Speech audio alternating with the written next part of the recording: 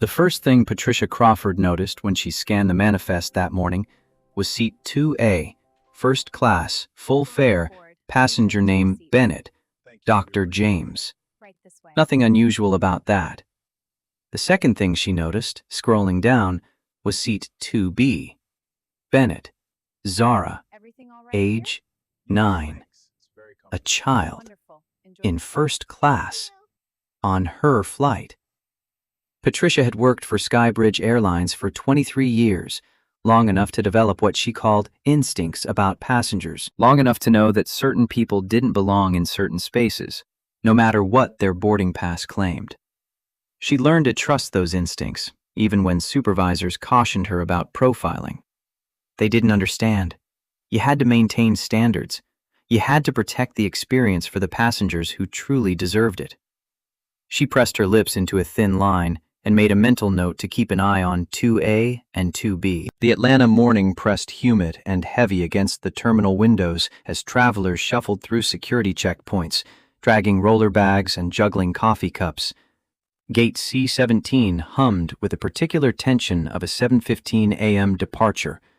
Business travelers tapping laptops, families wrangling overtired children, the occasional nervous flyer gripping armrests before even boarding. Patricia smoothed her navy blue uniform skirt and adjusted her name tag. 23 years of service deserved respect.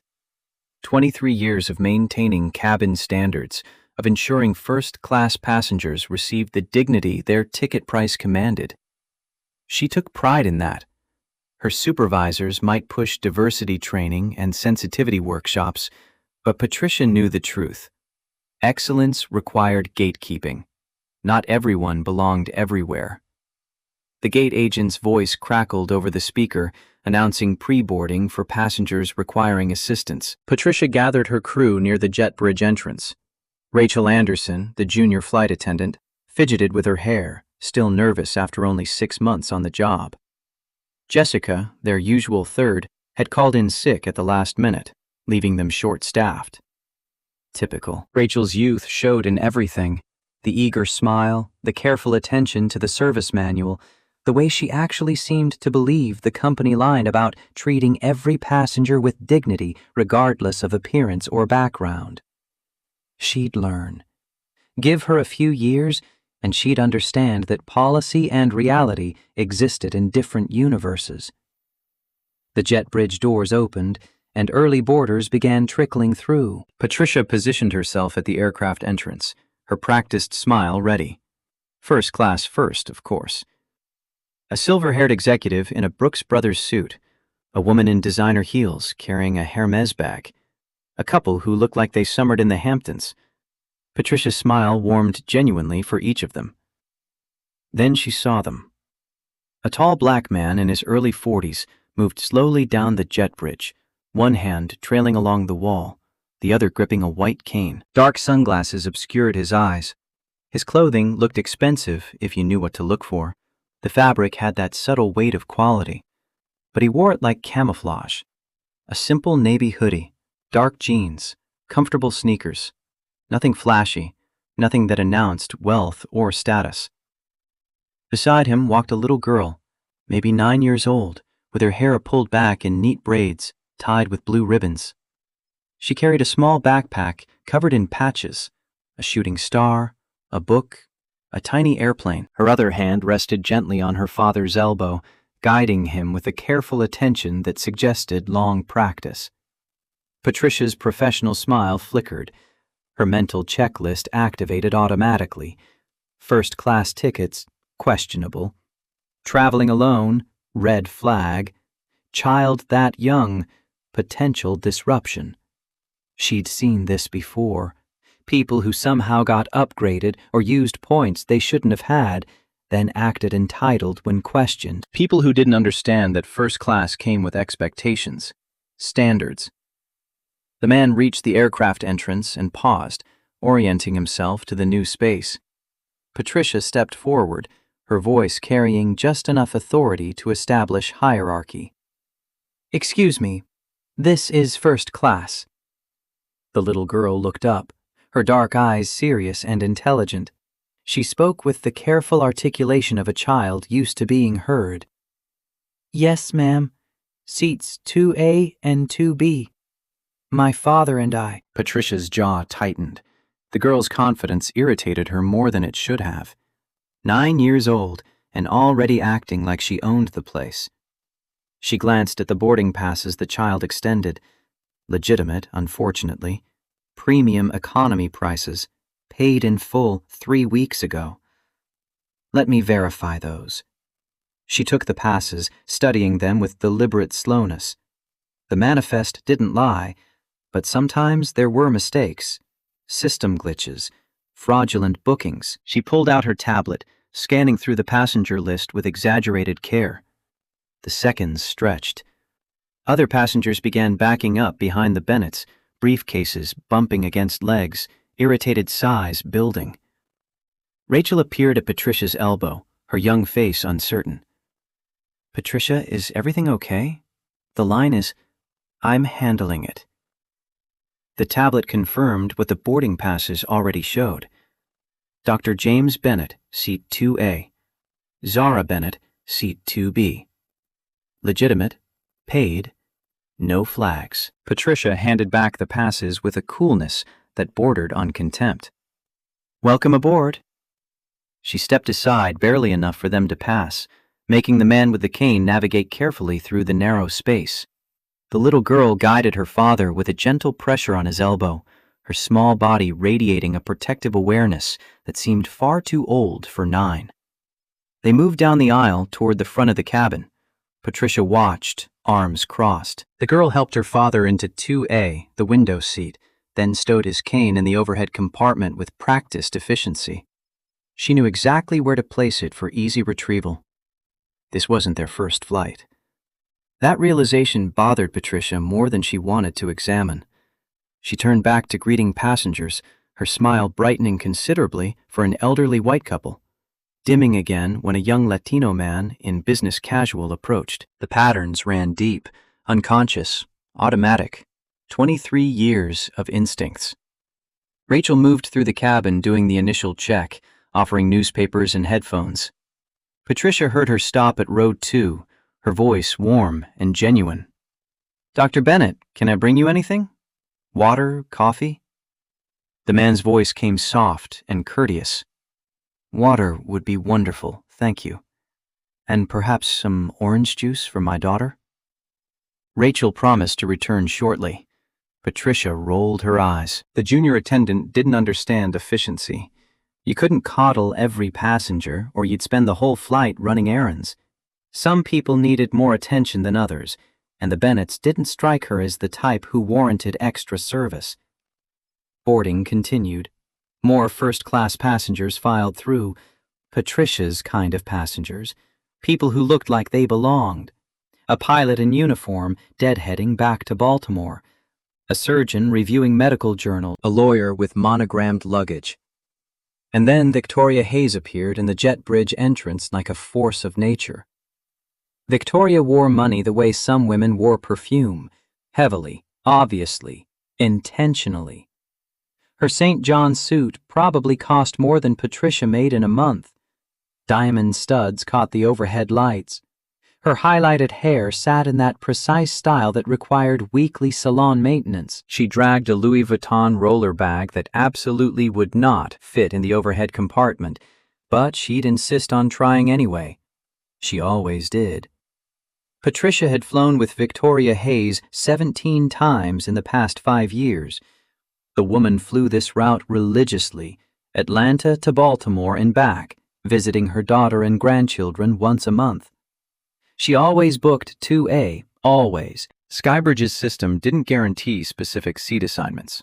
First class was first class. But Victoria had made it clear through multiple complaints to management that 2A was her seat. She'd written letters, made phone calls, threatened to switch airlines. Corporate had quietly instructed gate agents and flight attendants to accommodate her when possible. Victoria's sharp eyes scanned the first-class cabin, landing immediately on row 2. Her perfectly painted lips pressed into a hard line. Patricia's stomach dropped. She'd been so focused on processing the Bennetts' suspicious booking that she hadn't thought about seat assignments, hadn't checked to see if Victoria was on today's manifest, hadn't done the mental math that should have been automatic after 23 years. Victoria's heels clicked against the aircraft floor as she marched toward row 2. Patricia moved to intercept, but Victoria was faster, decades of entitlement propelling her forward. "Excuse me, that's my seat." The little girl looked up from where she'd been describing something outside the window to her father. Her expression remained polite but firm. "I'm sorry, ma'am, but these are our assigned seats, 2A and 2B. Victoria's voice rose half an octave, designed to carry through the cabin. "I always sit in 2A. There's been a mistake."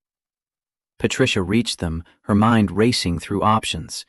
The Bennetts had legitimate tickets, but Victoria was a valued customer, a complainer.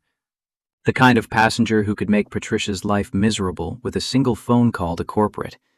And the Bennetts, well, they were just ordinary passengers. They'd understand. People like them always understood when they needed to make accommodations for more important travelers. She made her decision. "Young lady, I'm sure you and your father wouldn't mind moving to different seats? We have some lovely options in economy." The girl's eyes widened slightly, but her voice remained level. "We paid full price for first class, ma'am." Patricia felt her professional mask slip, frustration bleeding through. "It's just a seat. Mrs. Hayes is our valued platinum member. She has medical needs that require— My father has medical needs too." The simple statement, delivered in that calm 9-year-old voice, cut through Patricia's rehearsed explanations. She glanced at the man in 2A, really looked at him for the first time. The dark glasses, the careful way he held his head, orienting by sound rather than sight. The healing scar visible along his temple, disappearing into his hairline. Blind. The man was blind. Something flickered in Patricia's chest, maybe conscience, maybe just awareness that this looked bad. A blind man and his young daughter versus a wealthy woman who wanted her favorite seat. The optics were terrible. But Victoria Hayes wrote letters. Victoria Hayes complained to supervisors. Victoria Hayes had corporate's private number. The Bennetts were nobodies. Patricia made a choice that she'd spend the next 3 months regretting. "Sir, perhaps you'd be more comfortable in our Economy Plus section? We have a lovely row with extra legroom." The blind man's hand found his daughter's, squeezed gently. His voice remained quiet, almost apologetic. "We'd prefer to stay in our assigned seats. Thank you." Victoria huffed, her diamond bracelet flashing as she gestured dramatically. "This is ridiculous. Patricia, I don't pay premium prices to be treated like this. That's my seat. I've sat there for 5 years. Across the aisle, a black man in a pilot's uniform set down his tablet, his eyes sharp and assessing. Marcus Williams had flown for Delta for 12 years. He knew discrimination when he saw it. More importantly, he knew how to document it. His phone came out of his pocket, camera app already open, angled carefully to capture row 2 without being obvious. Rachel Anderson appeared from the galley, her face flushed with the particular embarrassment of witnessing something wrong but not knowing how to stop it. She'd been taught in training to treat every passenger with respect. She'd been told that Skybridge valued diversity and inclusion. But she'd also been taught to defer to senior flight attendants, to trust their experience, to not make waves during her probationary period. She chose silence and hated herself for it. Victoria's voice climbed another notch, playing to the growing audience. "I have a heart condition. I need the window seat for my medication routine. This is a medical necessity." The little girl spoke with devastating clarity. "What's your condition, ma'am?" Victoria sputtered, caught off guard by the directness. "That's none of your business, young lady. If it's a medical necessity, the flight attendants should have documentation." "Do you have a doctor's note?" 9 years old, and she'd just called Victoria's bluff with the precision of a trial lawyer. Patricia felt control of the situation slipping through her fingers like water. This wasn't how it was supposed to go. The Bennets were supposed to comply quietly, the way people like them always did when confronted by authority. They were supposed to accept their place. Captain Roger Daniels emerged from the cockpit, drawn by the commotion. At 62, he'd flown for Skybridge for 34 years, accumulating seniority, authority, and a deep-seated belief that his aircraft was his kingdom. He stood 6 feet tall, with silver hair, and the kind of command presence that filled the space before he spoke. "What's the problem here, Patricia?" She turned to him gratefully, relieved to pass this mess to someone with more authority. "Captain, we have a situation with seat assignments." "Mrs. Hayes, our platinum member with medical needs, usually sits in 2A, but these passengers—" She gestured vaguely at the Bennets, letting the captain's eyes do the assessment she didn't need to verbalize. He'd see what she saw. He'd understand. And he did. His gaze moved from the blind black man in the expensive but casual hoodie to the too confident little girl to the white woman in designer clothing practically vibrating with indignation. The math was simple in his mind. Squeaky wheel gets the grease. Valued customer gets the seat. Everyone else gets in line. Folks, let's not make this difficult. Sir, we'd be happy to accommodate you and your daughter in economy. Rachel will help you move your things. The blind man's jaw tightened almost imperceptibly. His daughter's hand found his again. "Captain, we have confirmed seat assignments. We paid full fare. We're not moving." Her voice didn't rise, didn't waver. 9 years old, and she stood her ground with a quiet dignity that should have shamed every adult in that first-class cabin. Should have. Didn't. Captain Daniels' voice hardened, the friendly offer evaporating into command. "Young lady, on my aircraft, I make the decisions about passenger placement. Your father can stay if he cooperates, but I need you to—" She interrupted him. A 9-year-old child interrupted a captain with 34 years of authority. "We're staying in our seats." The cabin had gone completely silent. 28 passengers in first class, every single one watching. Marcus Williams' phone captured everything. An elderly couple in row 3 exchanged uncomfortable glances. The surgeon in row 4 pretended to focus on her medical journal, but missed 3 lines reading the same sentence. Victoria Hayes sensed victory and pressed her advantage. "Captain, I've been flying Skybridge for 15 years. I shouldn't have to argue about this. Those people clearly don't understand proper first-class etiquette." Those people. The words hung in the air like smoke, not quite explicitly racist, but carrying enough implication that everyone heard the subtext. Those people who don't belong here. Those people who should know their place. Those people who should be grateful we let them on the plane at all. The blind man's hand trembled slightly on the armrest. His daughter noticed and covered it with her own small hand. Rachel Anderson felt her stomach twist. She'd joined Skybridge because she believed in service, in hospitality, in treating every human being with dignity.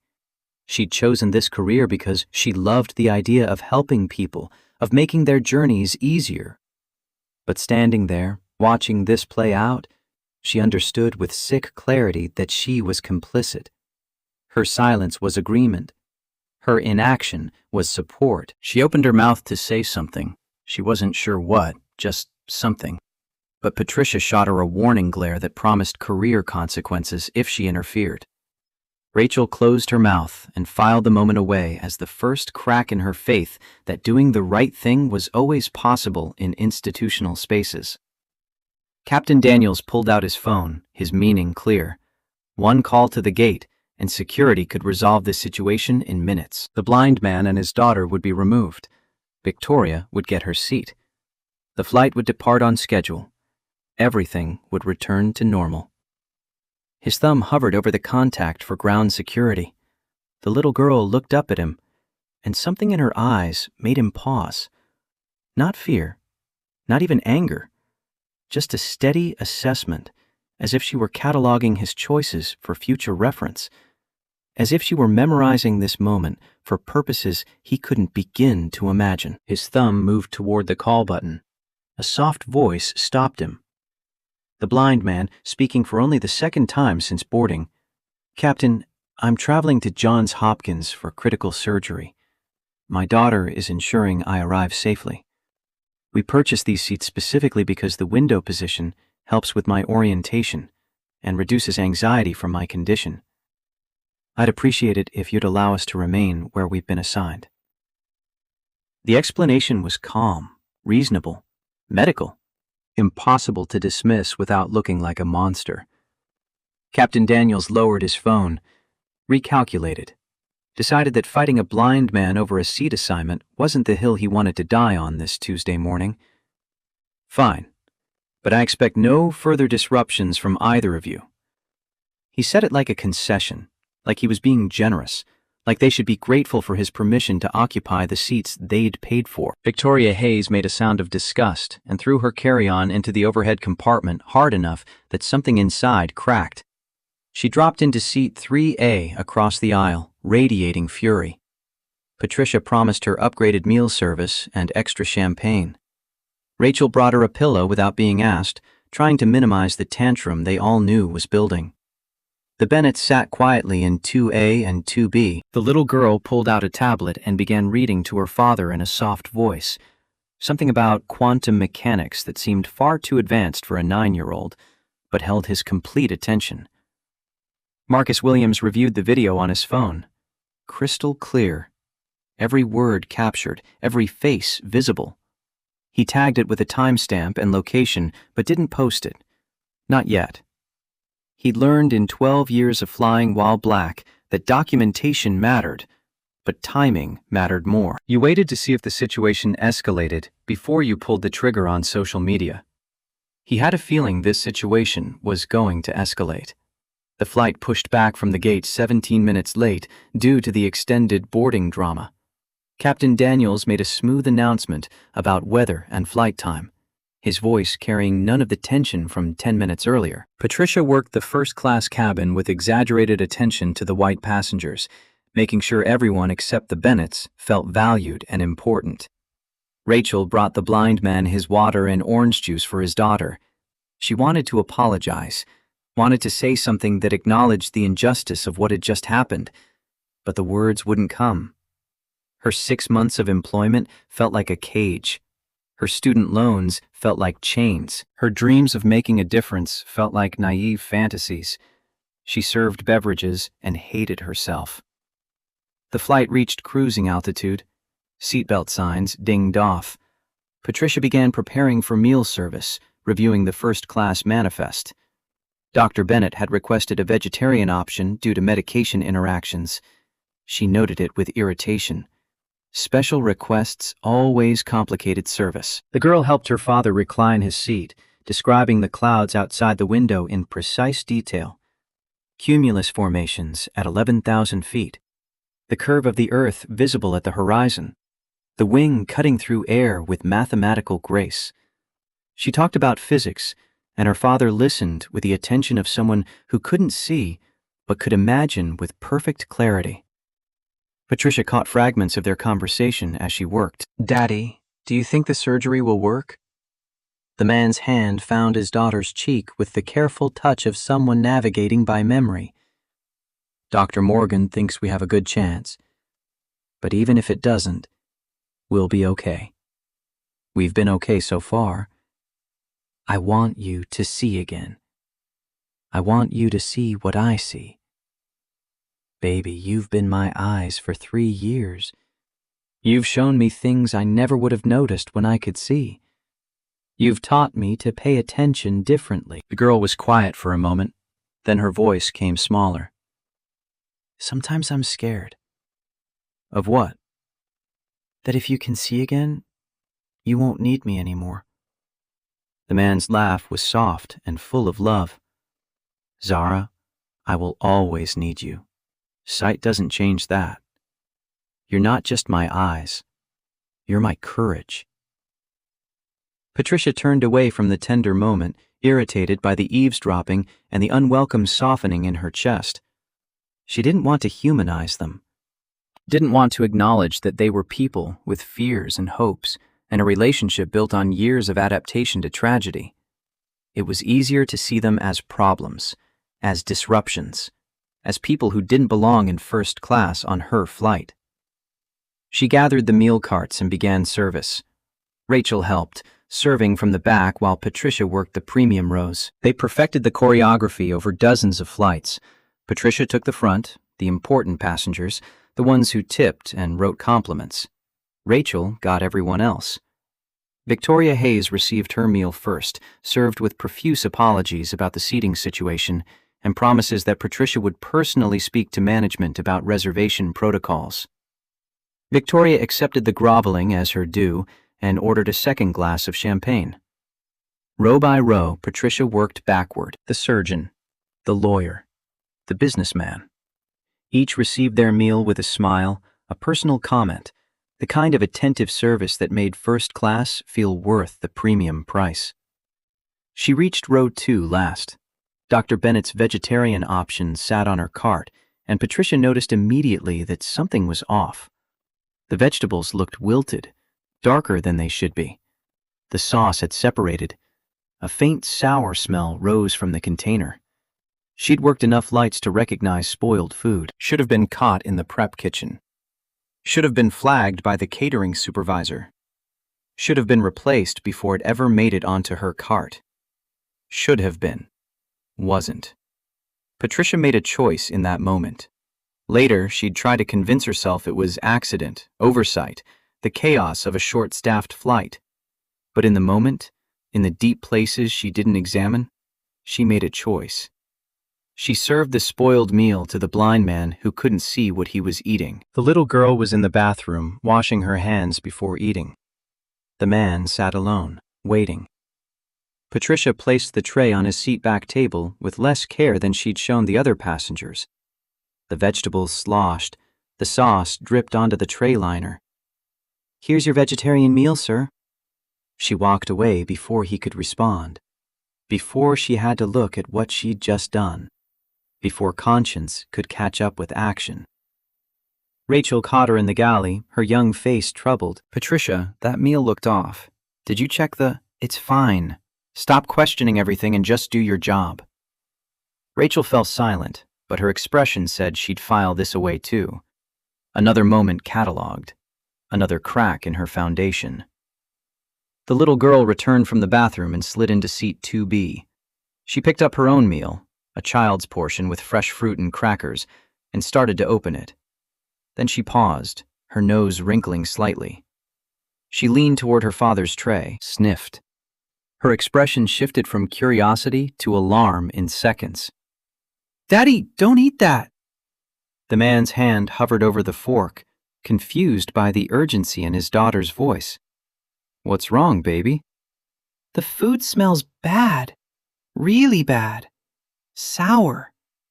She lifted the container closer, examining the discolored vegetables, the separated sauce. Then she set it down with careful precision and pressed the call button. Patricia saw the light illuminate on her service panel and sighed. Of course. Of course they'd complain about the meal. People like them always found something to complain about.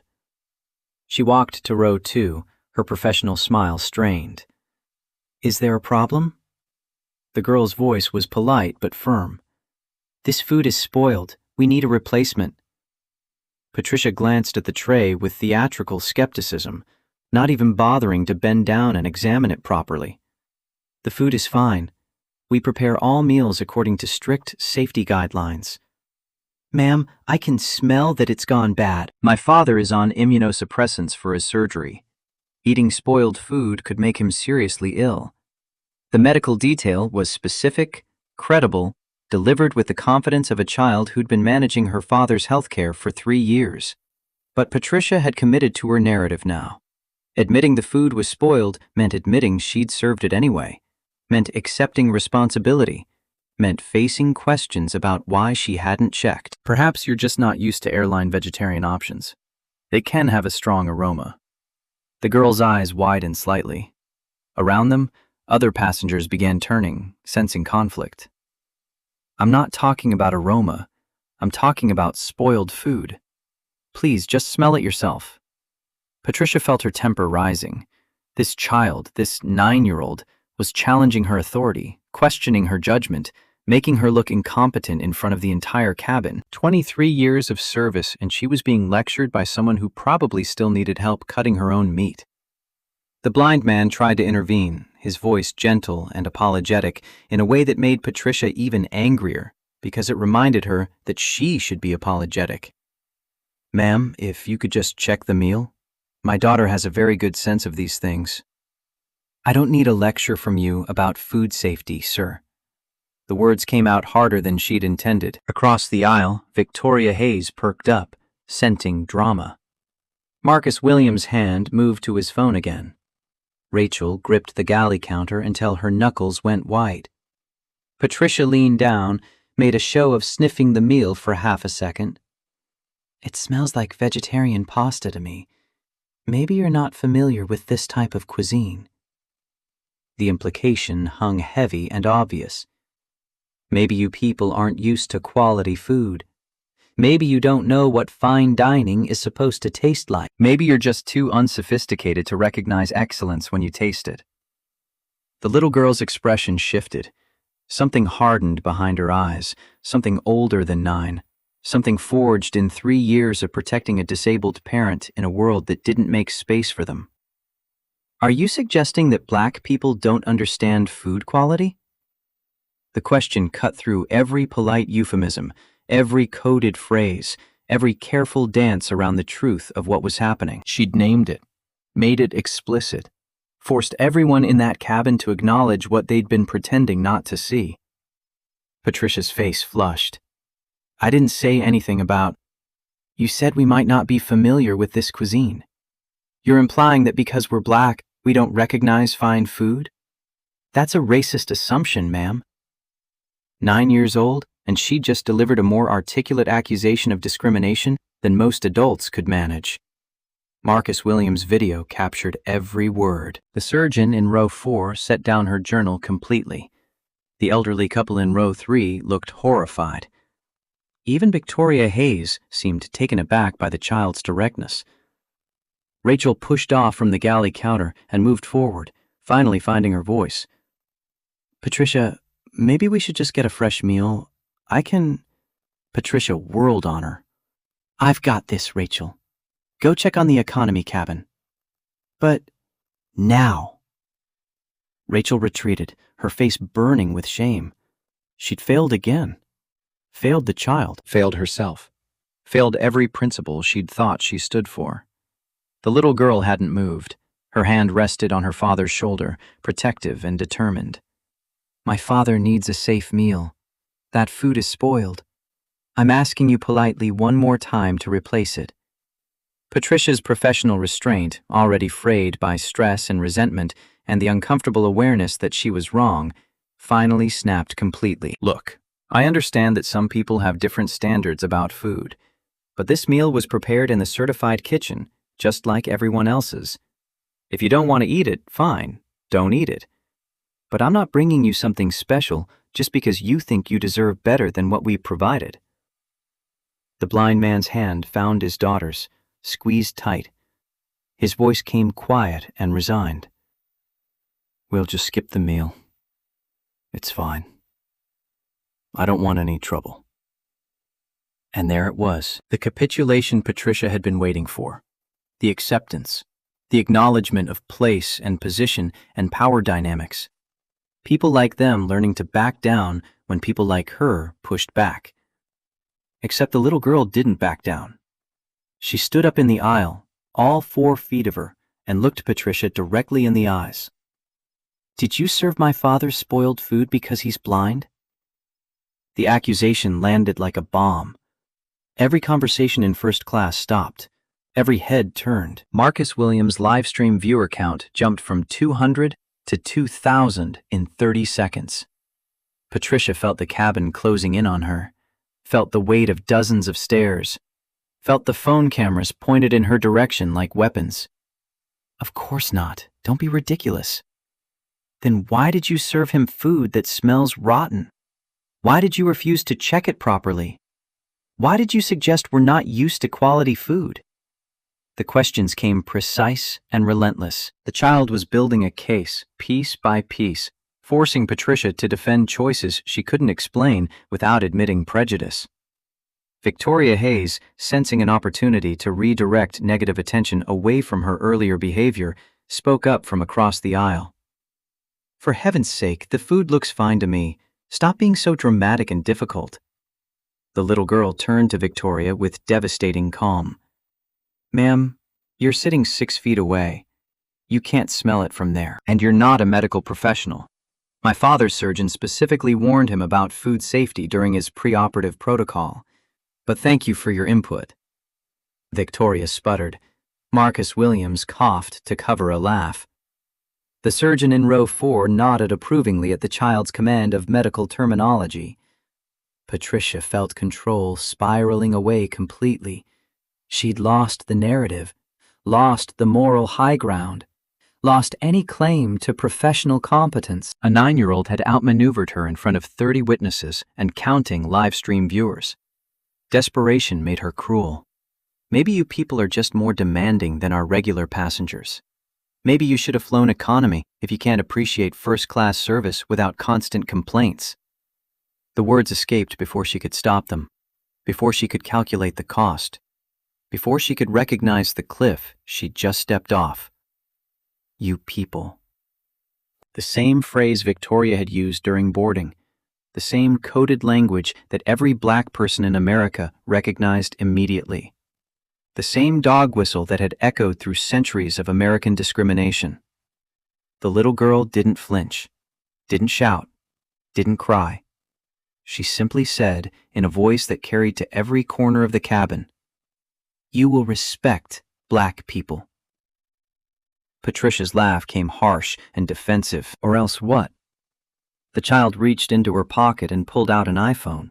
Not a child's toy, but a real device, latest model, expensive.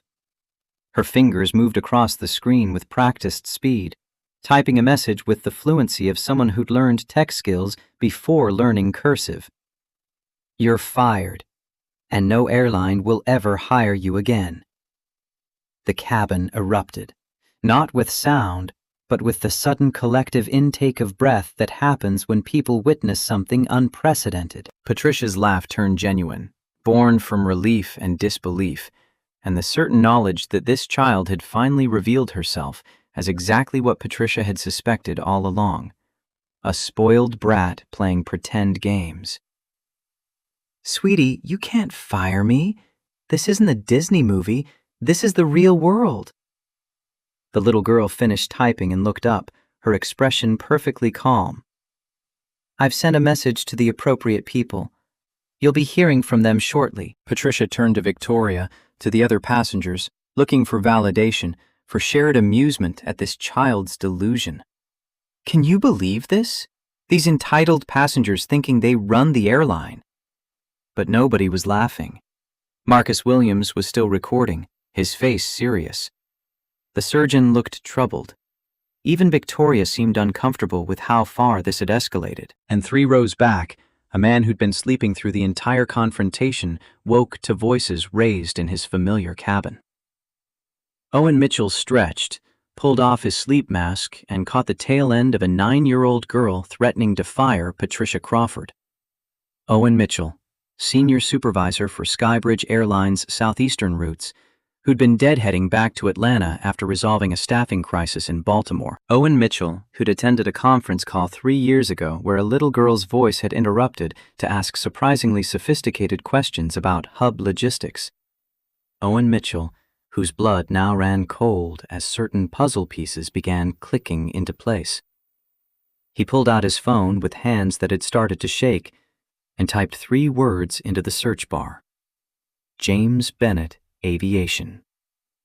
The results loaded slowly on the aircraft Wi-Fi.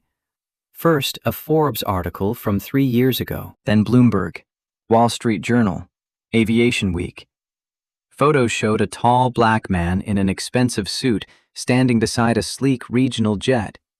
Headlines spoke of tragedy and triumph, of a pilot killed in an accident, and his wife who'd built an empire in his memory. of Bennett Regional Airlines growing into Bennett Aviation Holdings, of partnerships and acquisitions and a network that spanned the Southeast, of a controlling stake in 7 regional carriers, including the one that partnered with Skybridge for 60% of their hub operations. Owen's phone buzzed with an incoming call from an unknown number. He answered with a voice that didn't sound like his own. "This is Owen Mitchell." "Mr. Mitchell, this is Sarah Reynolds, Executive Assistant to the Board of Directors at Bennett Aviation Holdings. We've received a report of discriminatory treatment of Dr. James Bennett and his daughter Zara on Skybridge Flight 1247. The board has asked me to inform you that this matter is considered of highest priority." Owen looked toward row 2, where a blind man sat with his 9-year-old daughter, where Patricia Crawford continued serving passengers, oblivious to the destruction about to rain down on her career, where a little girl had just fired a flight attendant and meant every word. Sarah Reynolds' voice carried the particular chill of someone delivering consequences from a position of absolute authority. "Mr. Mitchell? Dr. Bennett is traveling to Johns Hopkins for corneal restoration surgery that has already been postponed for 3 years following the accident that took his wife's life. Any additional stress or delay could jeopardize his only opportunity to regain his sight. The board views this incident as a direct threat to Dr. Bennett's medical outcome and well-being." Owen's mouth had gone dry. He stared at the back of James Bennett's head 3 rows forward, at the careful way the man held himself, at the protective posture of his daughter beside him. "What do you need me to do?" "For now, ensure Dr. Bennett and his daughter receive appropriate care for the remainder of the flight. Remove the offending employee from any further contact with our passengers. The board will conduct a full investigation upon landing. They will also be reviewing all partnership agreements with Skybridge Airlines." The last sentence hit like a physical blow. Partnership agreements. The words that kept Owen awake at night, that filled spreadsheets and quarterly reports, that represented the difference between Skybridge's survival and bankruptcy. Bennett Aviation Holdings didn't just partner with them. They were the cornerstone of Skybridge's entire southeastern hub strategy. Without Bennett's network, Skybridge lost access to 43 regional routes, lost connecting passengers, lost the economies of scale that made their Atlanta hub profitable, lost everything. Owen had worked for Skybridge for 19 years. He'd survived 3 recessions, 2 mergers, and countless restructurings. He knew airline economics the way a sailor knows tides. And he knew with absolute certainty that losing Bennett Aviation Holdings would sink them within 6 months. 2,000 jobs gone, including his. All because Patricia Crawford couldn't serve a meal without being racist. "I understand, Miss Reynolds. I'll handle this immediately. The board expects a preliminary report within 2 hours of landing. They've already retained counsel." The line went dead. Owen sat motionless for 10 seconds, processing the magnitude of what had just happened. Then his supervisor instincts kicked in, and he stood, moving forward through the cabin with the careful neutrality of someone approaching a live explosive. Patricia was in the galley, preparing coffee service, completely unaware that her career had ended 3 minutes ago. Rachel stood nearby, her face pale, clearly knowing something had gone catastrophically wrong, but not understanding the full scope. Owen stopped at the galley entrance. His voice came quiet. "Patricia, I need to speak with you immediately." She glanced up, irritated by the interruption. "I'm in the middle of service. Can it wait?" "No." Something in his tone finally penetrated. She set down the coffee pot and followed him to the rear galley, away from passenger ears. Rachel trailed behind, sensing she needed to hear this. Owen kept his voice low and precise. "Do you know who the man in seat 2A is?" Patricia's expression flickered with the first hint of unease. "Some passenger who wouldn't follow instructions. That's Dr. James Bennett. He founded Bennett Regional Airlines 20 years ago after his career as a commercial pilot. 8 years ago, he married Dylan Bennett, a pilot who pioneered new safety protocols that are now industry standard. 3 years ago, Dylan died in an aircraft accident that also left Dr. Bennett with severe injuries. He lost his sight gradually over the following year. Patricia's face had started to lose color, but Owen wasn't finished. Dr. Bennett stepped down as CEO, but retained controlling ownership. Bennett Regional Airlines became Bennett Aviation Holdings through a series of strategic acquisitions. They now own or control 7 regional carriers across the Southeast, including the carrier that Skybridge partners with for 60% of our Atlanta hub operations. The coffee pot in Rachel's hand began to shake.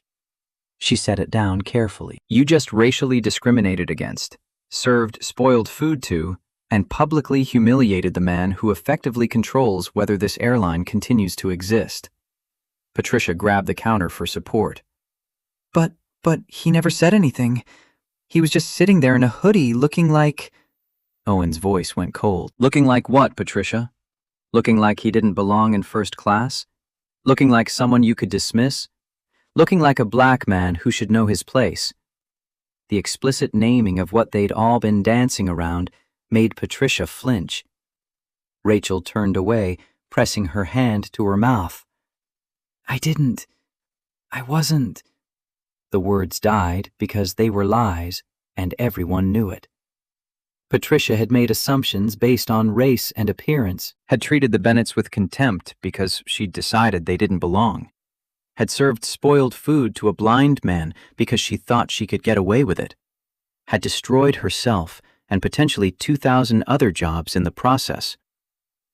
Owen's phone buzzed again, a text from the Skybridge corporate office. CEO wants full incident report ASAP. Board meeting called for 3 p.m. His career was probably over too. He should have been paying attention, should have intervened sooner, should have recognized the escalating situation and stepped in before it reached nuclear levels. Supervisors were supposed to supervise. What do I do? Patricia's question came small and frightened. Owen felt a flicker of pity. She was bigoted and negligent, but she was also about to lose everything because of it. Then he remembered the quiet dignity of that blind man and his 9-year-old daughter, and the pity vanished. You pray that Dr. Bennett is more forgiving than you deserve. Now go sit in the crew rest area and don't interact with any passengers for the remainder of this flight. What about service? Rachel will handle it. Rachel's head snapped up, panic in her eyes. Owen, I've only been doing this 6 months. I can't run first-class service alone. You're about to learn. Welcome to the airline industry. He left them there, Patricia heading toward crew rest with the shell-shocked expression of someone whose reality had just collapsed. Rachel hyperventilating quietly into a napkin. Owen walked back through the cabin toward row 2. Every step felt like approaching a scaffold. He'd delivered bad news to passengers before, dealt with complaints, managed difficult situations, but he'd never had to apologize to someone he'd failed so completely while simultaneously begging them not to destroy his entire company. Dr. Bennett sat with his head tilted toward the window, listening to his daughter's quiet narration of the landscape below. She was describing the Appalachian Mountains, their ridges catching morning light, the way clouds pooled in valleys like water. Owen stopped beside row 2 and cleared his throat. Dr. Bennett, my name is Owen Mitchell. I'm the senior supervisor for this route. I want to personally apologize for what happened here today. James turned his head toward Owen's voice, his expression unreadable behind dark glasses. I appreciate that, Mr. Mitchell. There is absolutely no excuse for how you and your daughter were treated. The behavior you experienced does not represent Skybridge's values or standards. The corporate language sounded hollow even to Owen's ears. Values and standards meant nothing when employees actively discriminated and supervisors slept through it. Zara looked up at him with those serious, dark eyes. What are you going to do about it? 9 years old, and cutting straight to the only question that mattered. Owen had prepared a whole speech about investigations and protocols and corrective actions. She'd dismissed it with 6 words. Your flight attendant has been removed from passenger contact for the remainder of the flight. There will be a full investigation. Appropriate disciplinary action will be taken. That sounds like corporate talk for, We'll wait until you forget about this and then do nothing. Owen blinked. Most adults couldn't deconstruct PR language that effectively. This child had just called him out with surgical precision. I assure you, this is being taken very seriously at the highest levels of our organization. Because my father owns part of your airline. If he was just a regular passenger, would it be taken seriously? The question gutted him because the answer was probably no. Patricia had done this before. Owen would bet money on it. He'd seen the pattern in her interactions, the subtle shifts in warmth based on passenger appearance. He'd noticed and dismissed it as personality quirks, as old-school service style, as harmless preferences. He'd been complicit through willful blindness. You're right. And I'm sorry for that, too. The honesty seemed to surprise her. She studied him for a moment, then nodded slightly. My father needs a proper meal. He hasn't eaten since 5 this morning because of his pre-surgical fasting requirements.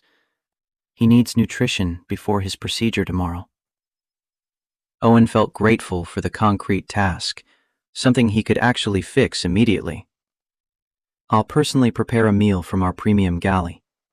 I'll make sure it's fresh and safe. He headed back to the galley where Rachel was taking deep breaths and trying to remember her training. She looked up when he entered, her face desperate for guidance. I need you to show me what vegetarian options we have that are absolutely fresh. She moved to the storage compartments and began pulling containers.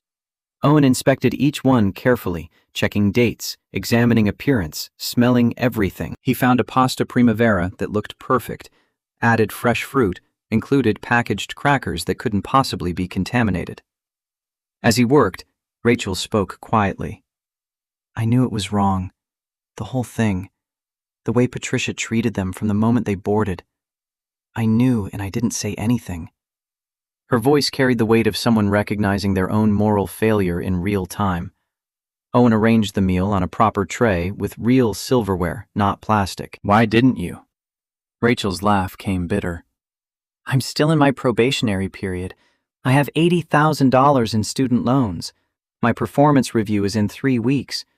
Patricia's been here 23 years, and she's best friends with the regional director. Who do you think they'd believe? Owen had no answer, because she was right. The institutional power dynamics would have crushed her. Patricia would have called her insubordinate. Management would have sided with seniority. Rachel would have been fired for speaking up. The system protected people like Patricia and punished people like Rachel. That was the quiet truth nobody in corporate wanted to acknowledge. After today, maybe that changes.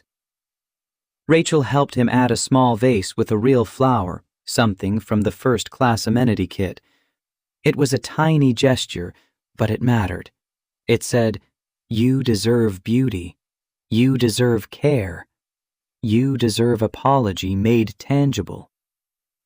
Owen carried the tray back to row 2 himself. He placed it on Dr. Bennett's table with genuine care, described the contents and their positions on the tray in detail. Fresh pasta primavera at 3 o'clock. Fruit salad at 9 o'clock. Crackers and cheese at 6 o'clock. Everything was prepared this morning and properly refrigerated. James's hands found the tray's edges, orienting himself. His daughter leaned close, double-checking Owen's description, verifying safety. 3 years of being her father's eyes had made her methodical. Thank you, Mr. Mitchell. Is there anything else I can get for you? Either of you? Zara spoke without looking away from her father. You can make sure this doesn't happen to other people. People who don't have the power to fight back. The statement hit harder than any complaint or threat. This child understood power dynamics better than most executives. She knew that her father's wealth and ownership protected them in a way that ordinary passengers couldn't access. She knew that Patricia probably treated other black passengers the same way, but got away with it because they couldn't destroy the airline with a phone call. She knew, and it made her angry, not for herself, but for everyone else. Owen committed in that moment to actually following through. Not just investigating Patricia, but examining the broader pattern. Looking at complaint histories, reviewing how discrimination reports were handled, actually changing the system instead of just punishing the individual. It was the least he could do. It still wouldn't be enough. He returned to his seat and opened his laptop. 2 hours until landing. 2 hours to compile a report that would probably determine whether Skybridge survived the week. He started with the video. Marcus Williams had stopped recording after 43 minutes, but that was more than enough. The footage showed everything. Victoria's entitlement, Patricia's microaggressions, Captain Daniel's bias, the spoiled food, the racist comments, a 9-year-old standing up to adult discrimination with more dignity than the adults showed. Marcus had also posted it publicly while Owen was dealing with Patricia. The view count was already at 47,000 and climbing. Comments flooded in faster than Owen could read them. This child is braver than most adults I know. That flight attendant needs to be fired immediately. I've experienced this exact same treatment on flights. This is why I stopped flying. That little girl said, "You will respect black people," and I felt that. The last comment had 12,000 likes. The phrase was already becoming a rallying cry, being shared across platforms, turned into images and graphics. Owen took screenshots of everything and added them to his report. Corporate would need to see the public relations nightmare unfolding in real time. His phone buzzed. A call from Kenneth Walsh, Skybridge's CEO. Owen answered with his heart hammering. "Mr. Walsh?" "Mitchell, what the hell is going on? I have the board chair of Bennett Aviation Holdings calling me personally. Do you understand how bad that is?" "I'm aware of the situation, sir. I'm compiling a full incident report now. Explain to me how one of our flight attendants racially discriminated against the man who controls whether we stay in business." Owen went through the timeline methodically. Boarding conflict, meal service, escalating confrontation, Patricia's comments, the child's response. Walsh listened in silence that grew heavier with each detail. When Owen finished, Walsh was quiet for a long moment. "How bad is the video?" "Bad. It's already viral. 47,000 views and rising. The comment section is calling for boycotts." Christ. Okay, here's what's going to happen. You're going to finish that report and send it to me before we land. I'm going to meet Dr. Bennett personally in Baltimore, and Patricia Crawford is fired effective immediately. Owen felt no satisfaction in hearing it. Patricia had done this to herself. He'd just been hoping the consequences might be delayed long enough for him to find a new job first. "Understood, sir." "And Mitchell? I need you to be very clear about what happened and when. If there's any suggestion that we knew about discriminatory behavior and didn't act, we're not just losing Bennett's partnership. We're facing federal discrimination lawsuits." The implication was clear. Document everything, but make sure the documentation showed this was an isolated incident, not a pattern. Make sure the company came out looking responsive rather than complicit. Owen thought about Rachel's question. Would this be taken seriously if Dr. Bennett was just a regular passenger? Thought about how many other complaints Patricia had probably generated over 23 years. Thought about the institutional incentive to minimize and dismiss rather than investigate and change. "I'll be thorough, sir." He ended the call and opened his incident database. Typed in Patricia Crawford's employee number. Pulled her complaint history. 16 formal complaints in 23 years. All from passengers of color or passengers with disabilities. All dismissed as misunderstandings or personality conflicts.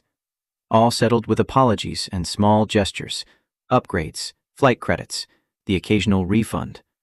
None investigated seriously. None resulting in discipline. Because Patricia was friends with regional management.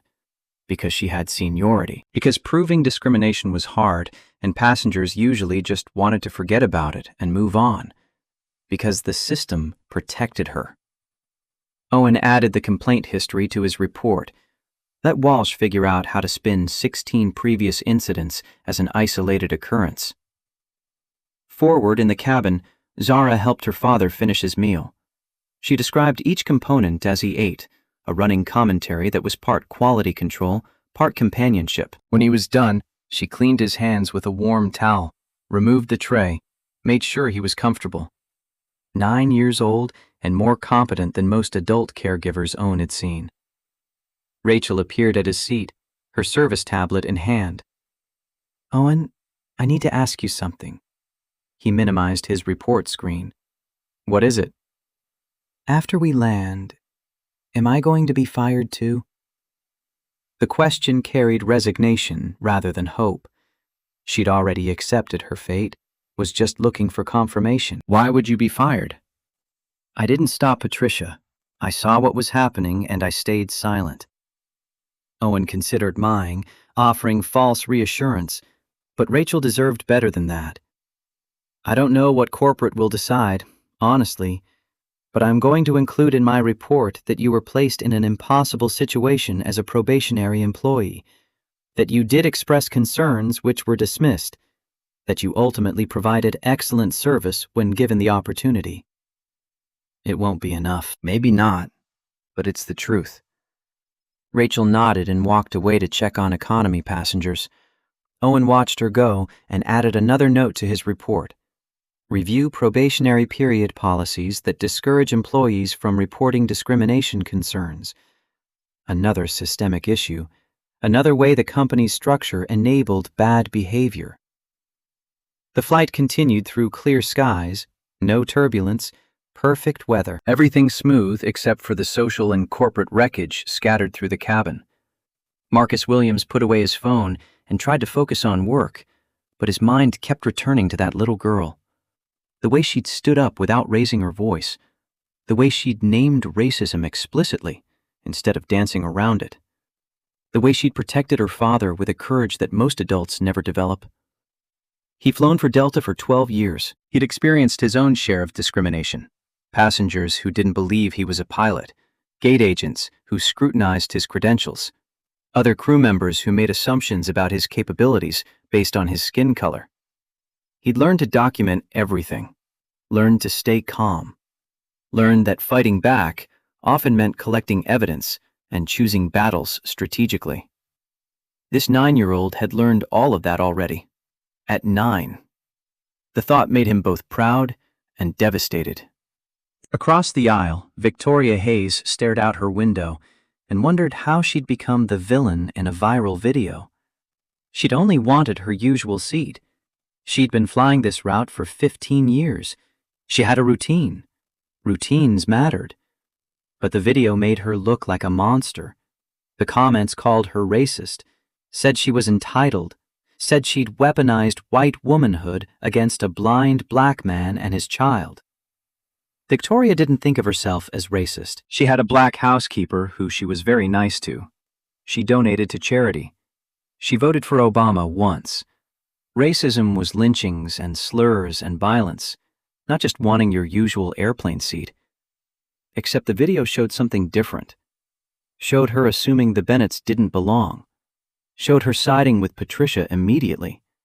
Showed her saying those people with casual contempt. Showed her who she actually was when she thought it didn't matter. Her phone buzzed with texts from her daughter in Baltimore. "Mom, are you the woman in the airplane video? People are posting your name. They found your Facebook. The country club called. They want to talk to you." Victoria's hands trembled as she turned off her phone. This couldn't be happening. She was a good person. She volunteered. She went to church. But good people could be racist. That was the truth nobody wanted to acknowledge. Racism wasn't just hood and burning crosses. It was assumptions and biases and the casual belief that some people belonged in first class and some people didn't. It was Victoria Hayes demanding her seat from a blind man and his 9-year-old daughter because she decided they didn't matter as much as her comfort. The plane began its descent into Baltimore. Captain Daniel's voice came over the intercom, smooth and professional, announcing weather and gates and thanking passengers for flying Skybridge. He'd been flying for 34 years. He'd captained hundreds of flights without incident. He'd maintained perfect safety records. He'd been considered for chief pilot positions. And in 20 minutes of poor judgment, he'd probably destroyed all of it. He hadn't hurt anyone, hadn't been explicitly racist, had just sided with the wrong passenger based on unconscious bias, had assumed the wealthy white woman deserved the seat more than the black man in casual clothes, had made the same calculation Patricia made, Victoria made, that systems make every day. Some people matter more than others. The calculation that was about to cost him everything.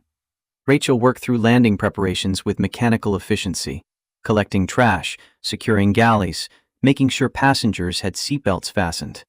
The routine tasks kept her hands busy while her mind spiraled through worst-case scenarios. She'd need to move back home with her parents, default on her student loans, start over in a different industry. 28 years old, and her career was probably over before it began.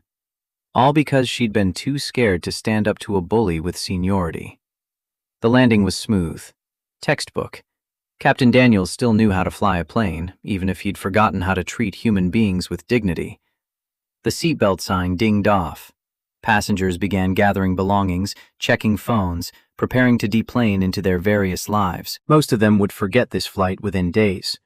It was just another trip, another commute, another Tuesday. For the Bennetts, it was the flight that proved strangers would discriminate against them without hesitation. For Patricia, it was the flight that ended her career. For Rachel, it was the flight that taught her silence had consequences as real as action.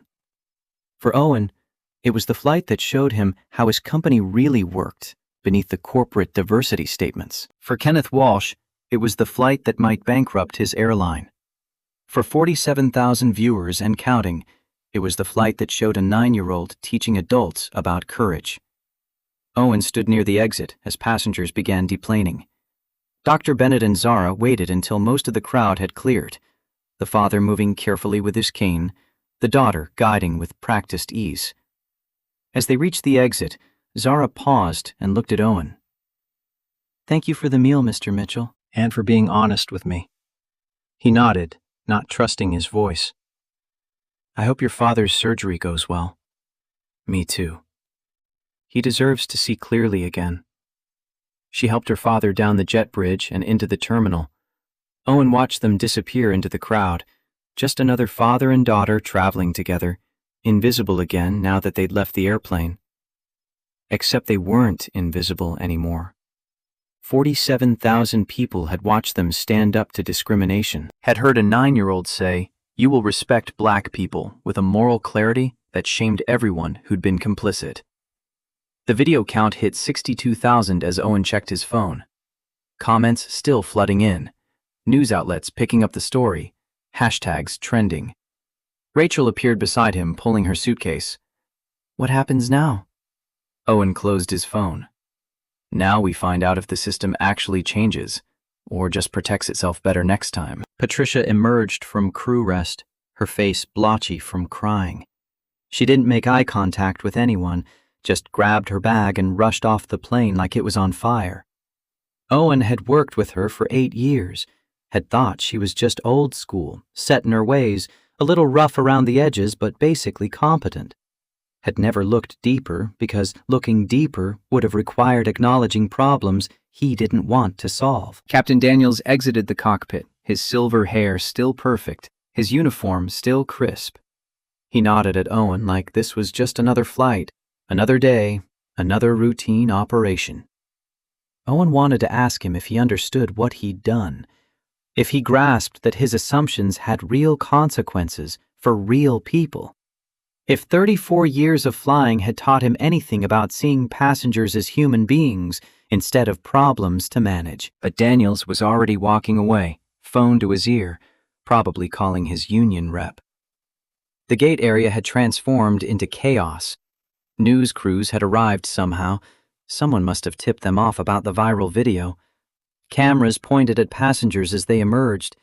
Reporters asked questions about discrimination and airline policies.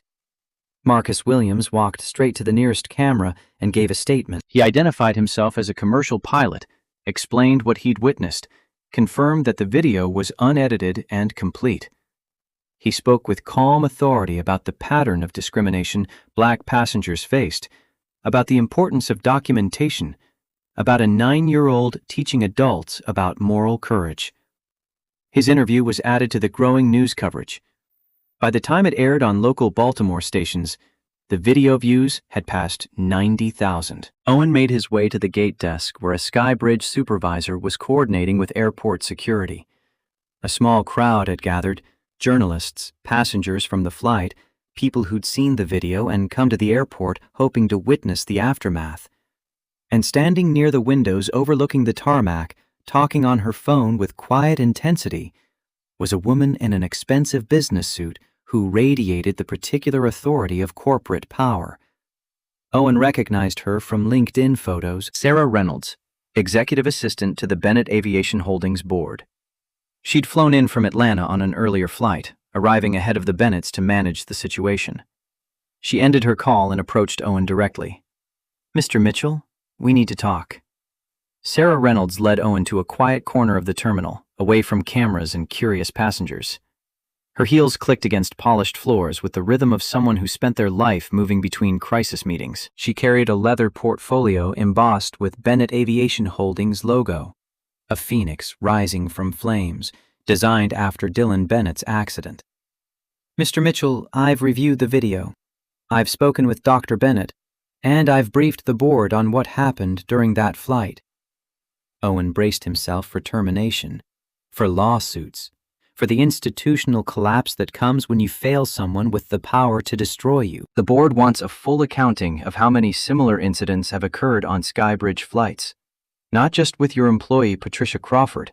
All employees, all flights, going back 5 years. The scope of the request hit like cold water. They weren't just investigating today.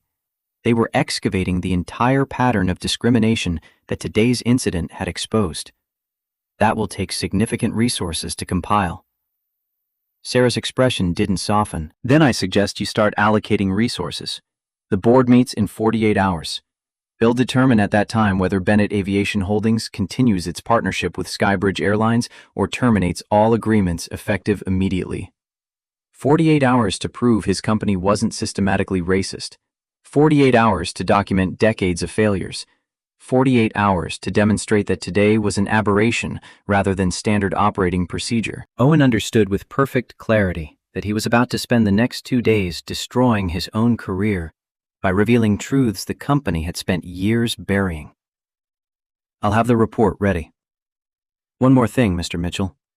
Dr. Bennett specifically requested that the junior flight attendant, Rachel Anderson, not face disciplinary action. He said she showed concern and provided excellent service when given the opportunity.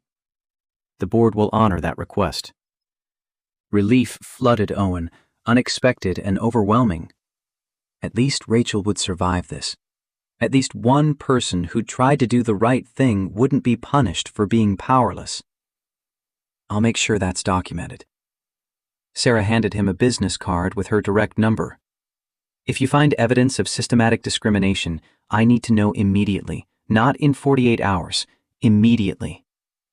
She walked away toward ground transportation, already on her phone coordinating the next crisis. Owen stood alone in the terminal, watching news crews pack up their equipment, watching viral fame happen in real time to people who'd just wanted to fly to Baltimore.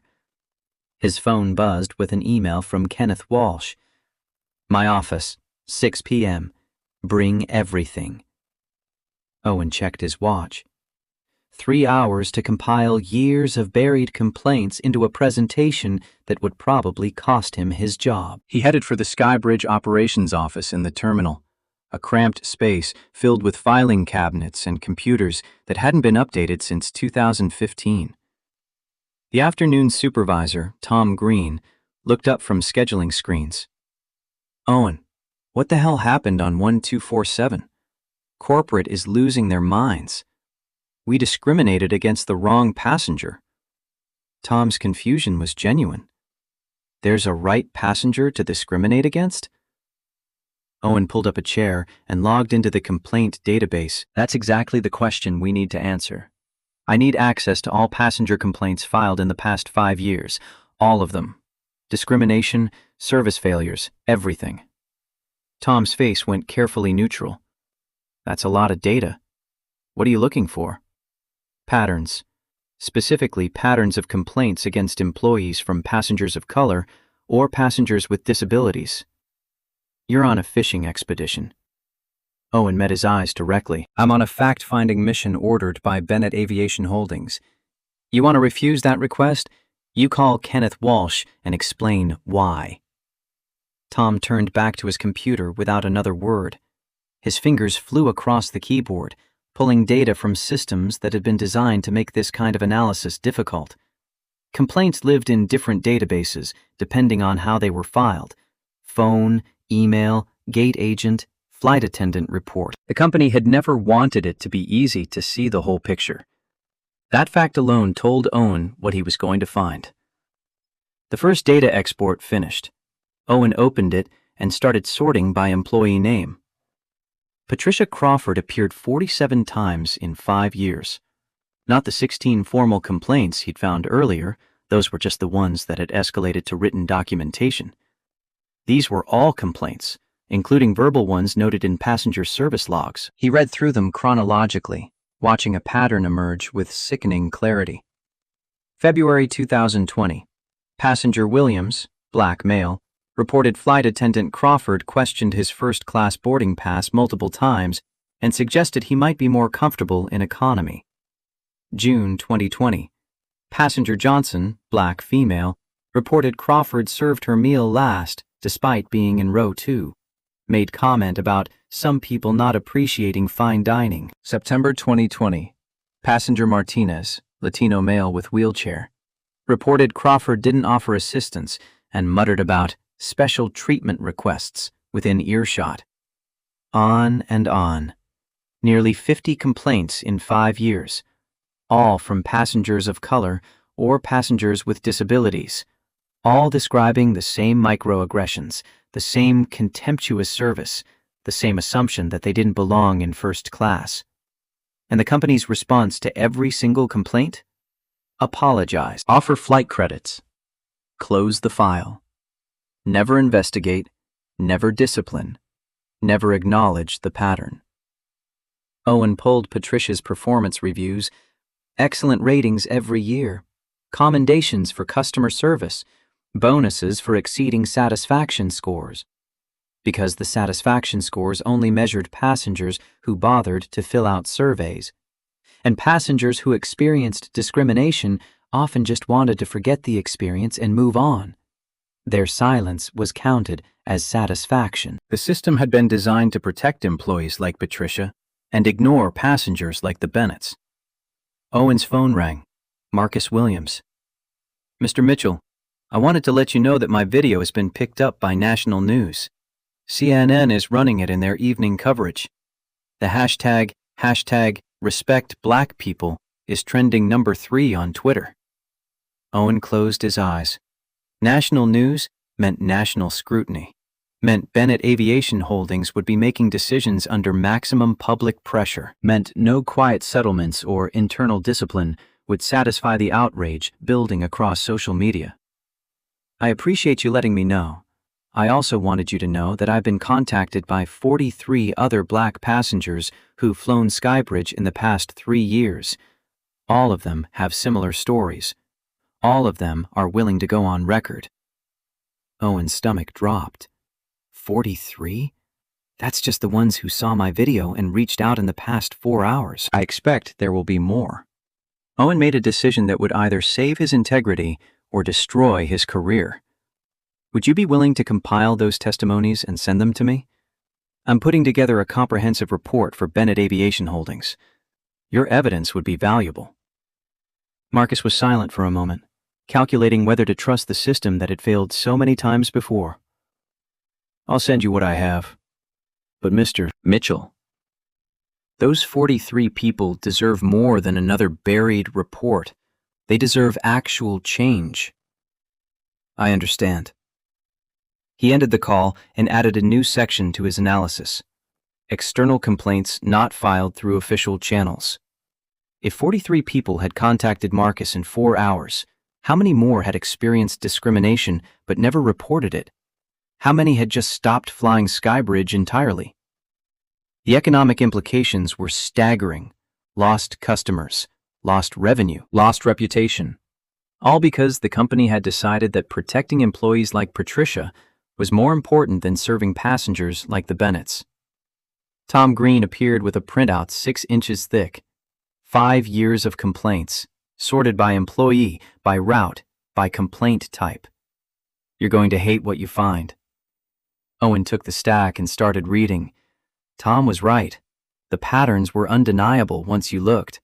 Patricia Crawford wasn't an isolated case. She was just the most egregious example of a company-wide culture. 17 other flight attendants had similar complaint patterns. 5 gate agents, 3 customer service managers, all with excellent performance reviews. All protected by seniority and union rules and a corporate structure that preferred ignorance to accountability. Owen's phone buzzed with an email from Marcus Williams. Subject line, Passenger Testimonies. Attached were 43 written statements, each describing experiences almost identical to what happened to Dr. Bennett and Zara. He started reading and felt his faith in the institution he'd served for 19 years crumble with each paragraph. I was asked 3 times if I was in the right cabin. I had a first-class boarding pass. I'm a surgeon.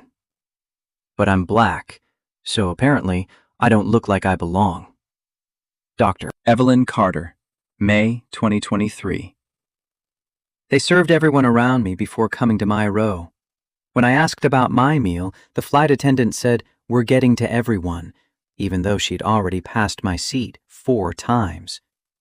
Robert Washington, August 2022. I use a wheelchair. They left me in the jetway for 40 minutes because they forgot about me. I missed my connection.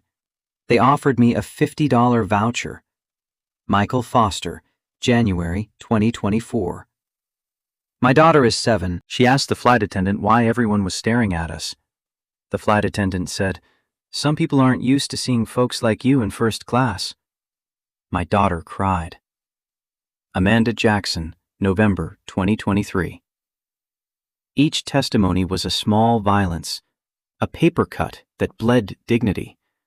Individual incidents that might be explained away as misunderstandings or bad days or personality conflicts. But together they were evidence of systematic failure. Owen compiled everything into a single document. The complaint database, the testimonies, the performance reviews that praised employees while ignoring discrimination patterns, the financial analysis showing lost customers and revenue. The report grew to 237 pages. It was comprehensive, damning, and would probably get him fired. He saved it with the title, Skybridge Airlines Discrimination Analysis, Full Accounting. Then he sent it to Kenneth Walsh with a cover email. "Sir, you asked for thoroughness. This is what thorough looks like." His phone rang 30 seconds later. "Mitchell, are you trying to destroy this company?" "I'm trying to save it. Sir, if we don't acknowledge this pattern and fix it before the board meeting, Bennett will terminate our partnership and we'll be bankrupt within 6 months. The only way forward is complete transparency." Walsh was silent for long enough that Owen thought he'd hung up. "Come to Atlanta, tonight. Bring your report. We're calling an emergency board meeting for tomorrow morning." "Sir, I'm not authorized to attend board meetings." "You are now. 7 a.m. Don't be late." The line went dead. Owen sat in the cramped office, surrounded by years of accumulated failures, and understood that he'd just committed to truth-telling in an institution built on denial. Tom Green watched from his desk. "You just ended your career. You know that, right?" "Probably. But at least I'll be able to sleep at night." Tom laughed without humor. "Sleep is overrated. Unemployment is forever." Owen packed his laptop and headed for the airport. He had 3 hours to catch a flight back to Atlanta, prepare testimony that would indict his own company, and figure out how to advocate for change in a system designed to resist it. The terminal had cleared of news crews, but the video continued spreading. 147,000 views, picked up by CNN, MSNBC, Fox News, shared by celebrities and activists and ordinary people who recognize their own experiences in that 9-year-old's courage. Somewhere in Baltimore, Dr. James Bennett was checking into Johns Hopkins for pre-surgical preparation. His daughter Zara was probably describing his hospital room, orienting him to the new space, making sure he felt safe before the procedure that might restore his sight. They'd survived today's discrimination, but they shouldn't have had to. That was the truth Owen was going to force his company to face. He boarded his flight, ironically another Skybridge plane, and noticed the careful attention the flight crew paid to every passenger. Word had spread fast through the airline. Everyone knew about the viral video. Everyone knew they were being watched now. Fear was motivating behavior change faster than 20 years of diversity training ever had. Owen settled into his seat and opened his laptop. The report needed an executive summary, something that would capture the board's attention in the first 3 minutes before they started making excuses. He typed, "In the past 5 years, Skybridge Airlines has received 247 discrimination complaints from passengers of color and passengers with disabilities. We have investigated 0 of these complaints seriously. We have disciplined 0 employees for discriminatory behavior. We have lost an estimated 12,000 customers and $47 million in revenue due to our failure to address systematic bias. Today, we discriminated against a man who has the power to bankrupt this company. But the real failure is that we only care because he has power. The 246 other passengers didn't matter to us. That has to change." He read it over, deleted the last sentence, put it back. The board needed to hear truth, even if truth was uncomfortable. The flight to Atlanta was smooth. Owen worked the entire time, refining arguments, anticipating objections, preparing for the institutional resistance that comes when systems are forced to examine themselves honestly. He landed at 9 p.m. and drove straight to Skybridge headquarters. The executive offices were still lit despite the late hour. Kenneth Walsh's assistant met him in the lobby. "Mr. Walsh is in the conference room with legal counsel. They're reviewing your report now." Owen took the elevator to the executive floor. Through glass walls, he could see Walsh and 3 lawyers bent over laptops, their faces grim. One of the lawyers was making notes with the aggressive pen strokes of someone finding liability in every paragraph. Walsh looked up when Owen entered and gestured to a chair. "Your report is very thorough, Mr. Mitchell. Perhaps too thorough." The head lawyer, a woman named Catherine Stone, turned her laptop toward Owen. She'd highlighted sections in red. "This analysis creates significant legal exposure. You've essentially documented systematic civil rights violations going back 5 years. If this report becomes public, we're looking at class action lawsuits from hundreds of passengers." Owen met her eyes directly. "If we don't address these violations before the Bennett board meeting tomorrow, we're looking at bankruptcy. I'll take lawsuits over extinction." Walsh leaned back in his chair. "The board is going to want someone to blame, someone to fire, someone whose termination makes this go away." "You mean me?" Walsh's expression was unreadable. "You're the one who wrote the report that exposes us. You understand how that looks." Owen had expected this, had prepared for it during the flight. "Fire me if you want, but firing the messenger doesn't fix the problem. Bennett Aviation Holdings isn't stupid. They've probably done their own analysis. They know this isn't about one supervisor missing one incident. They know this is systematic." Catherine Stone closed her laptop. "He's right. Bennett's legal team will have compiled the same patterns. Firing Mitchell just makes us look defensive. We need to demonstrate accountability and change." Walsh stood and walked to the windows overlooking the Atlanta skyline. The city lights stretched to the horizon, thousands of travelers moving through the airport below, trusting that airlines would treat them with basic dignity. "Here's what's going to happen," he said finally. "Tomorrow's board meeting, we present this report in full. We acknowledge systematic failures. We announce immediate policy changes. 0 tolerance for discrimination, independent oversight, quarterly audits, real consequences for employees who violate civil rights. And Patricia Crawford? already fired, along with Captain Daniels. And we're putting Linda Stevens and Thomas Green on administrative leave pending investigation into their roles in enabling this culture. Owen felt something shift in his chest. Walsh was actually taking this seriously, actually willing to make changes instead of just managing optics. What about the 43 passengers Marcus Williams identified, the ones who experienced discrimination but never got acknowledgement? Walsh turned back to the room. Catherine, I want a victim compensation fund established. Reach out to every passenger who filed a complaint in the past 5 years. Apologize personally. Offer compensation. Make it right. That could cost millions, she warned. Bankruptcy costs billions. Make it happen.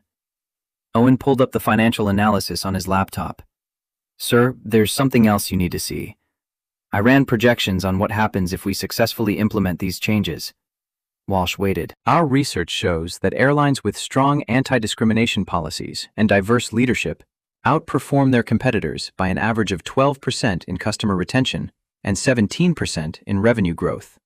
If we actually fix this, if we become the industry leader in passenger rights and dignity, we don't just survive, we thrive. Catherine Stone smiled slightly. You're suggesting we turn a PR disaster into a competitive advantage? I'm suggesting we do the right thing and get rewarded for it instead of punished.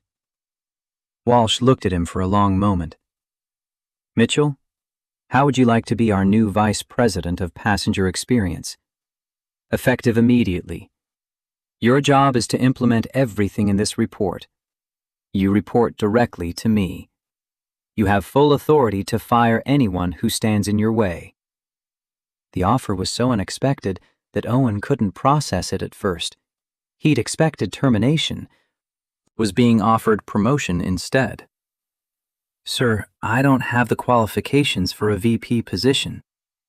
You have integrity, you have analytical skills, and you're willing to tell truth to power even when it costs you. That's more qualified than 90% of executives. Do you want the job or not? Owen thought about Rachel Anderson facing down Patricia Crawford despite being probationary. Thought about Zara Bennett standing up to adults with the moral clarity of someone who understood that silence was complicity. Thought about 43 passengers who'd been ignored and dismissed and told their experiences didn't matter. Thought about the choice between comfort and courage. I want the job, and I want full authority to hire Rachel Anderson as my assistant director. She tried to do the right thing in an impossible situation. She deserves a chance to help build something better. Walsh nodded. Done. Now go get some sleep. Tomorrow we find out if we still have a company. Owen left the executive offices at midnight. The city had quieted, rush hour traffic replaced by the occasional taxi and delivery truck. He drove home through empty streets, his mind already racing through implementation plans, policy changes, training programs, oversight mechanisms, accountability structures, all the institutional machinery needed to transform culture.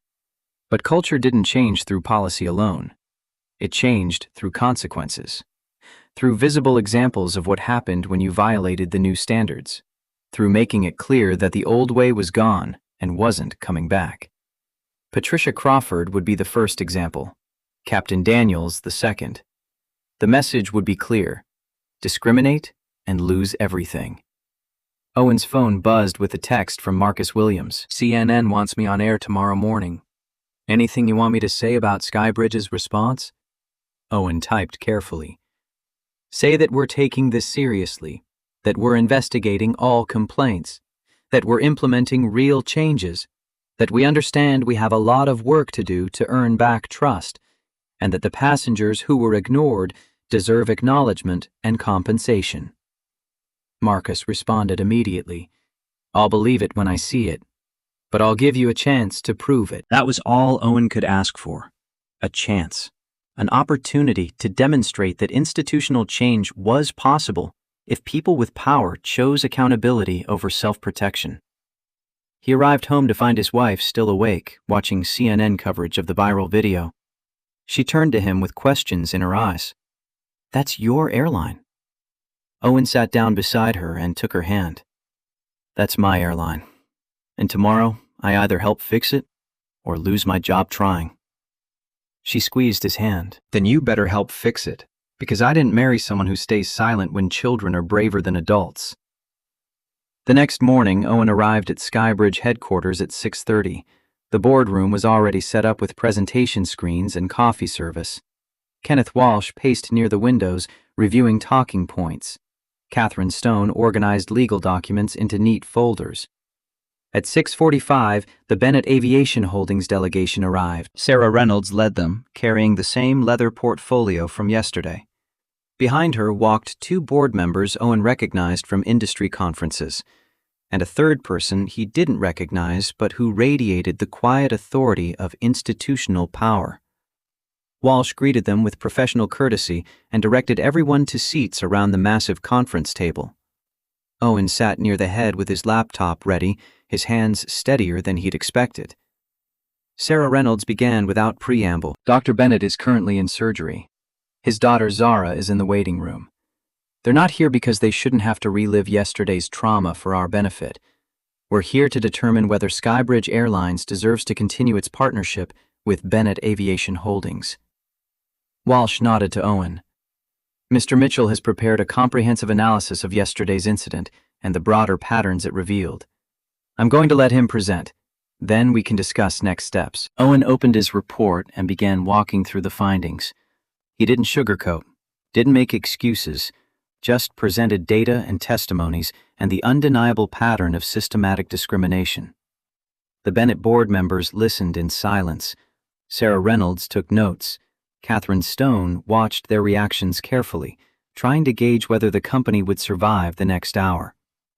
When Owen finished, the boardroom was quiet for a long moment. Then the board member Owen didn't recognize spoke for the first time. My name is Robert Anderson. I'm the new CEO of Skybridge's regional partner, appointed by Bennett Holdings last night. I'm also a former commercial pilot who lost my license after a crash left me with limited mobility. I've experienced the discrimination you've documented. I've lived it. He turned to Walsh. The question isn't whether this pattern exists. Mr. Mitchell's data makes that undeniable. The question is whether you're willing to do what's necessary to fix it. And that requires more than policy changes. It requires cultural transformation from the top down. Walsh leaned forward. What specifically are you asking for? Robert pulled out his own folder.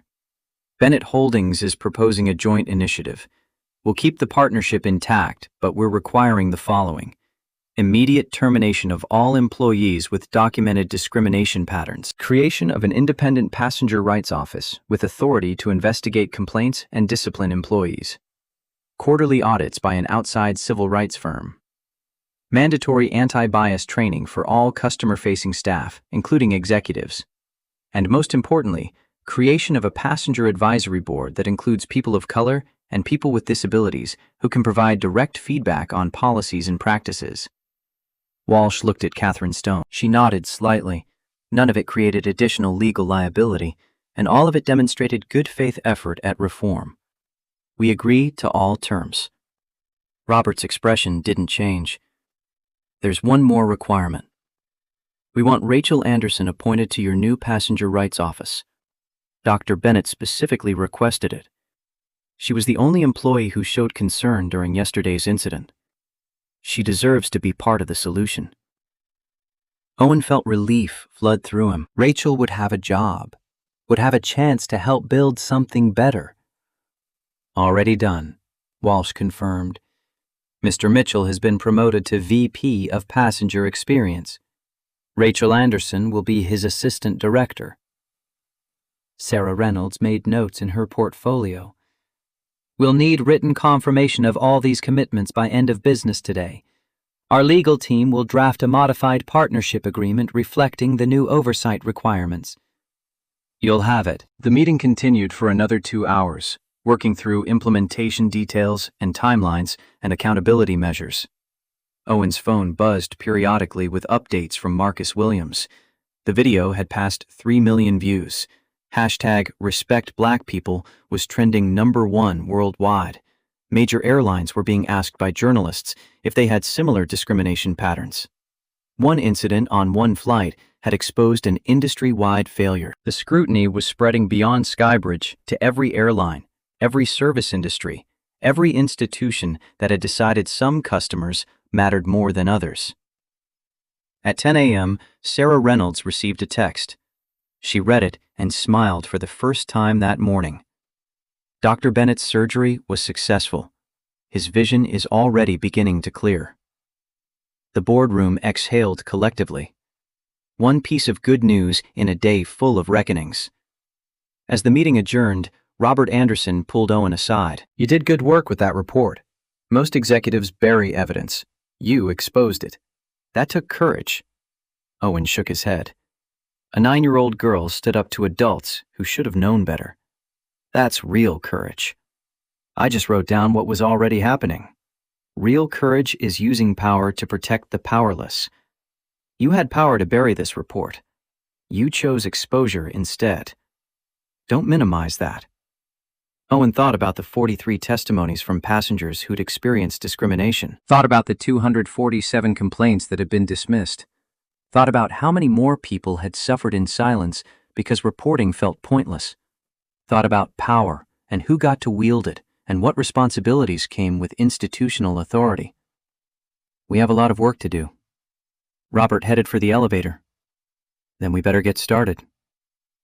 Owen returned to his new office, a space that had belonged to the fired regional director until yesterday. He called Rachel Anderson immediately. "Rachel, this is Owen Mitchell. I have a job offer for you if you're interested." 3 hours later, Rachel sat across from him in that same office, her hands shaking slightly as she signed employment papers. "I thought I was going to be fired." "You almost were.